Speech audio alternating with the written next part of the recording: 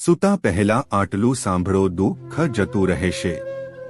ખૂબ જ સારી અને સાચી વાત કરું છું. તમે દરેક લોકો જીવનમાં યાદ રાખજો. જેના વિવાહ નથી થઈ રહ્યા તે લોકો વિવાહથી દુઃખી રહે છે.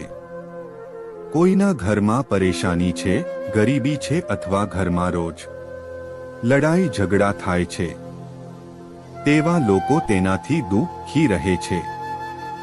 કોઈના ઘરમાં બીમારી છે તો તેઓ બીમારીથી દુઃખી રહે છે. તમે લાખો કોશિશ કરી લેજો પરંતુ તમે તેમનું ભલું ક્યારે નહીં કરી શકો.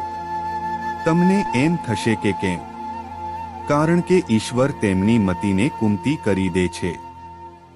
છતાં પણ તેઓ દુઃખ ભોગવે છે, કેમ કે તેમના નસીબમાં દુઃખ જ હોય છે. તેમને સુખ દેવાવાળું કોઈ નથી. તેઓ સાચું સાંભળીને પણ જૂઠું જ માનશે, કેમ કે તેઓને કર્મ ભોગવવાનું હોય છે.